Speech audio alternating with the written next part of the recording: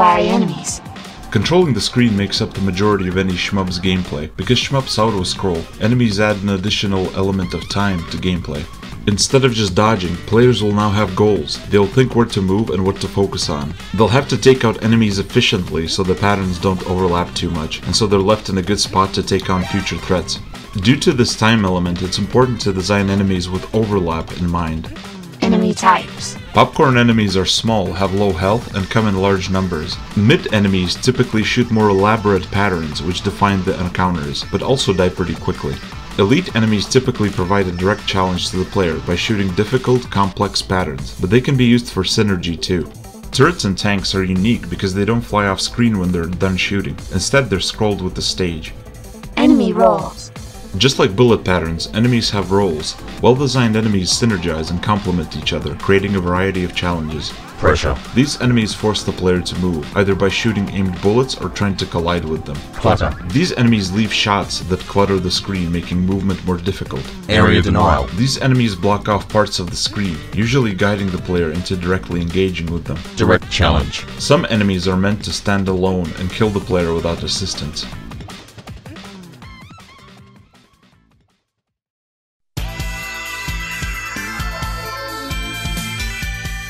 Dynamic design. Good enemies are dynamic. Their encounters play out very differently depending on how well the player is doing. Players should feel like their actions matter. Killing enemies quickly and efficiently should be rewarding. Leaving enemies alive should be dangerous. Ketsu's enemies excel in dynamic design. Passive players will get overwhelmed very quickly. On the other hand, Tyrion's enemies aren't as dynamic. Killing them takes too long, their attacks aren't that dangerous, and as a result the players are inclined to ignore them. Dynamic enemies force very active gameplay. They get the players to prioritize targets and be smarter with their movement. Stages of an enemy's life. To design dynamic enemies, think about the different stages of your enemy's life.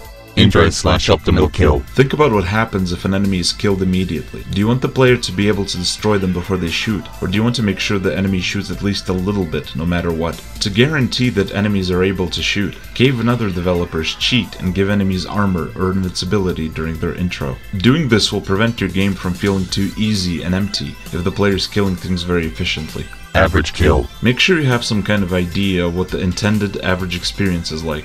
Slow kill. Think about what happens if the player leaves the enemy alive past its intended lifespan. Sometimes you want enemies to stay on screen and keep shooting like nothing happened. Sometimes you want enemies that rush at the player, possibly even becoming more dangerous. Sometimes you want to make the enemy's attacks easier, reduce their shot rate, or prevent them from shooting altogether. Besides making gameplay more dynamic, outro states prevent players from carrying enemies with them through the entire stage, which can cause bugs or scoring exploits. Enemy priority.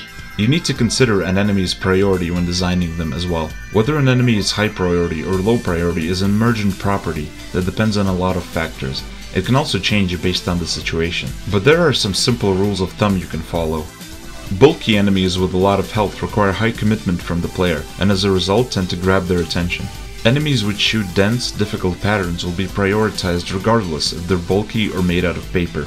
Higher rates of fire tend to increase an enemy's priority because they trap the player more effectively. Wide cones of fire tend to make enemies more dangerous because they are much harder to control.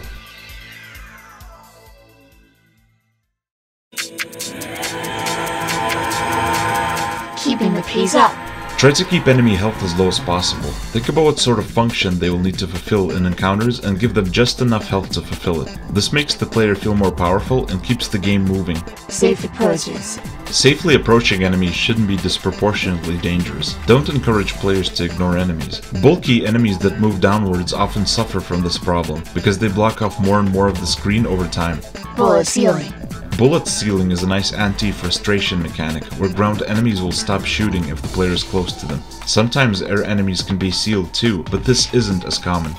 Ceasefire zone. Most games have a zone at the bottom of the screen where enemies will stop shooting. Since the player typically can't shoot backwards, this prevents a lot of needless frustration. Intro dead zone. A lot of games have a dead zone at the top of the screen where enemies cannot be damaged. This prevents players from shooting enemies before they appear on screen. Hit. Enemies should react to getting hit, or else they will feel non-interactive. This usually takes the form of flashing, but damage particles and shaking can be used too. Visible damage and destructible parts sell the feeling of interaction even more. Boom. A SHMUP objectively cannot be good if it doesn't have good explosions. To create a punchy animation, the explosion should have very few startup frames.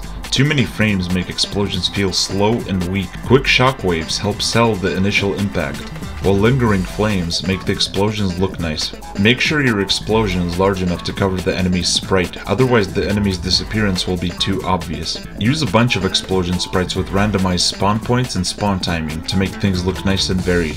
Randomizing the sprite animation speeds helps a lot too. Some games like Ibarra add extra patterns such as circles, lines, and fireballs to make things look nicer. Debris sells explosions, especially if you simulate gravity.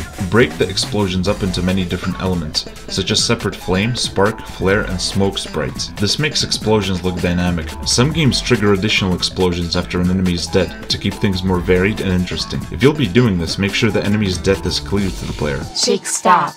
Screen shakes and pauses are typically used during big events, such as elite enemy or boss deaths, because they can disorient the player or throw off their sense of timing. They are best used sparsely. It's very important for the player to be able to clearly see what is causing these effects, otherwise it stops being juicy and becomes a nuisance.